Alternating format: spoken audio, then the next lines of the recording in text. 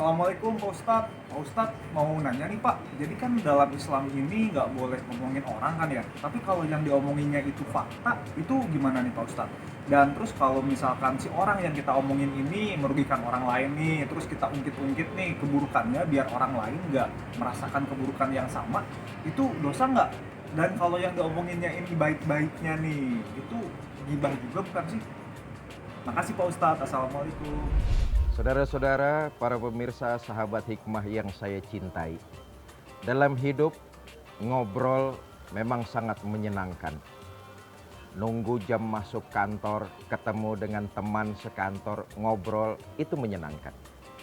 Ketemu dengan teman lama, reuni, ngobrol, itu sangat menyenangkan. Bertemu dengan teman dimanapun saja, ngobrol, itu sangat menyenangkan. Boleh dalam Islam, karena itu bagian dari sebuah komunikasi. Tetapi jangan sampai obrolan terjebak kepada hal-hal yang dilarang oleh agama Islam. Apa itu? Ghibah salah satunya. Keasikan ngobrol ngalor ngidul, ujung-ujungannya ngomongin orang. Ini ghibah. Begini para pemirsa, ghibah menceritakan aib seseorang berdasarkan fakta, itu ghibah. Saya menceritakan Fulan.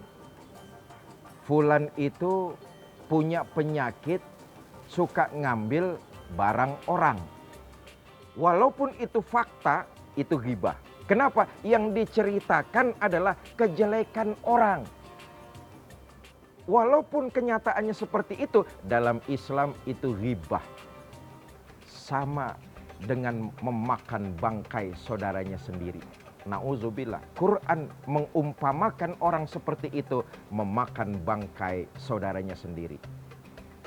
Kalau ternyata obrolan kita menyinggung soal orang lain yang kebetulan sesuai dengan faktanya, tetapi itu mengandung unsur kejelekan, itu ghibah. Tetapi kalau menceritakan orang lain dengan kesalahan-kesalahan yang dia tidak perbuat, itu namanya fitnah. Saya menceritakan Fulan, bahwa Fulan orangnya ringan tangan, barang siapa saja diambil, dicuri. Tapi ternyata faktanya Fulan tidak begitu. Itu namanya saya melakukan fitnah kepada si Fulan. Yang saya ceritakan bukan faktanya, itulah fitnah. Sekali lagi saya tekankan, ngobrol adalah sesuatu yang menyenangkan. Tidak dilarang. Tetapi obrolan-obrolan yang bermanfaat, yang memacu motivasi, yang menimbulkan semangat agar kita juga bisa berbuat baik.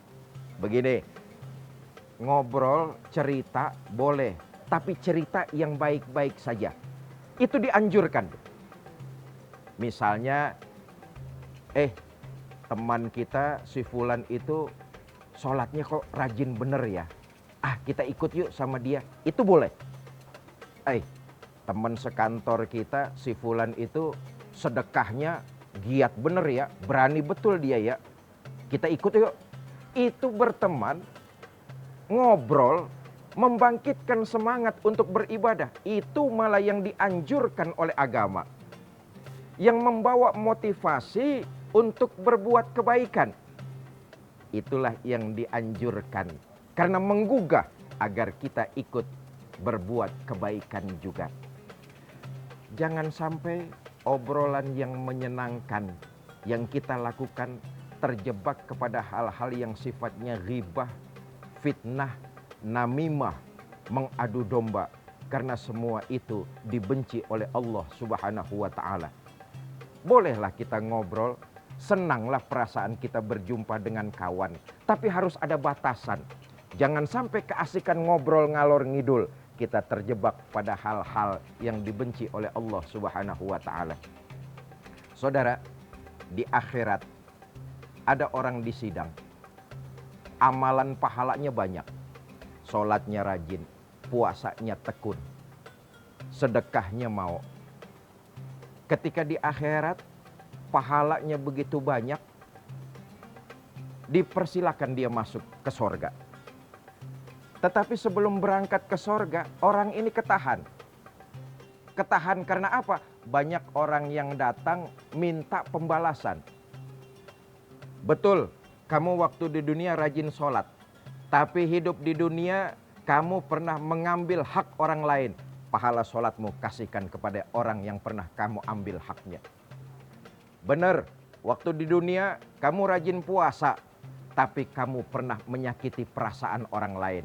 Kasih amalan puasa kamu kepada orang yang kamu sakiti itu. Benar, kamu dulu pernah melaksanakan haji. Tapi kamu pernah ghibah, ngomongin saudara kamu yang dia tidak senang atas ucapan-ucapan kamu. Kasihkan pahala haji kamu kepada orang yang kamu ghibahi waktu kamu hidup di alam dunia. Benar, kamu sering bersedekah, sering berbuat baik. Tapi kamu pernah hidup memfitnah teman satu kantor kamu.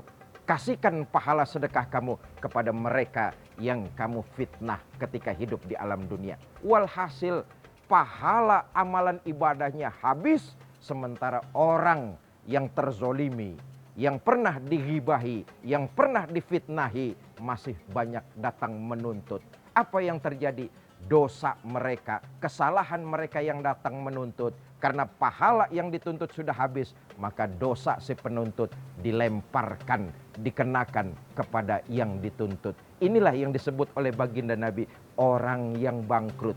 Jangan sampai kita celaka di akhirat menjadi orang yang bangkrut karena ghibah, fitnah, namimah yang kita lakukan lewat obrolan di alam dunia. Sahabat hikmah, jangan kemana-mana karena masih ada peristiwa-peristiwa menarik yang insya Allah akan kita saksikan setelah ini.